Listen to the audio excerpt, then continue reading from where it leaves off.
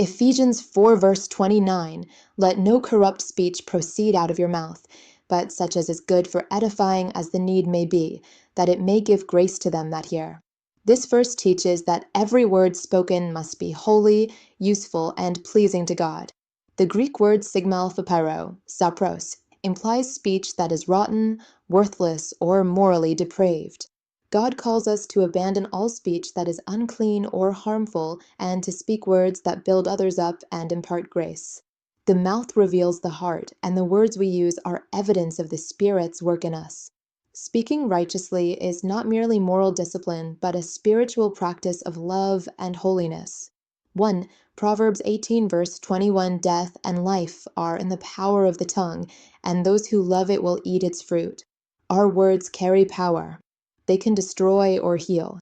Righteous speech must reflect the life of God in us.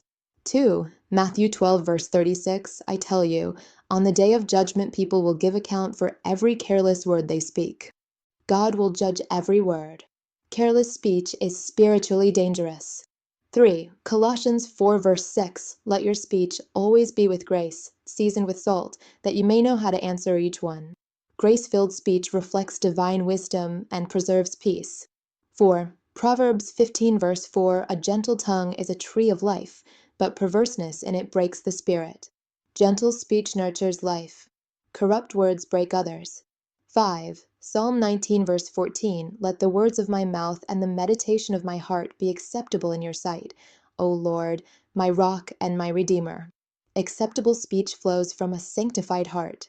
6. James 1 verse 26, if anyone thinks he is religious and does not bridle his tongue, but deceives his heart, this person's religion is worthless. Controlling the tongue is a mark of true faith. 7. Proverbs 10 verse 19, when words are many, transgression is not lacking, but whoever restrains his lips is prudent. Speaking less helps avoid sin and promotes wisdom. 8. Matthew 15 verse 18. But what comes out of the mouth proceeds from the heart, and this defiles a person.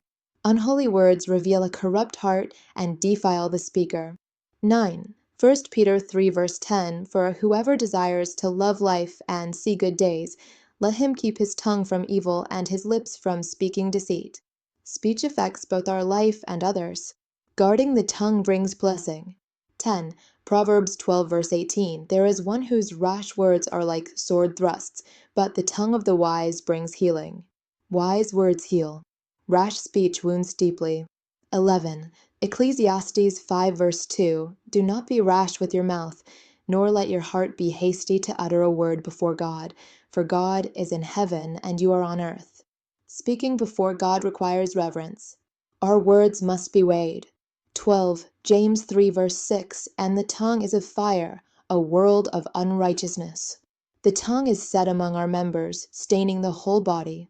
The tongue can defile the whole person if not controlled. 13. Isaiah 50 verse 4.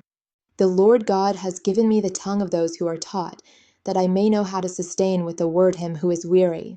God's servants use words to uplift, not destroy. 14. Psalm 141 verse 3, set a guard, O Lord, over my mouth. Keep watch over the door of my lips. Prayer for divine help is essential to guard our speech. Conclusion. Ephesians 4 verse 29 teaches that our words should not be corrupt or worthless, but holy, edifying, and full of grace. As children of God, our speech must reflect His truth, mercy, and love. We are called to build others up, not tear them down, with every word spoken. May our tongues be instruments of peace and truth, glorifying God and blessing all who hear. Amen.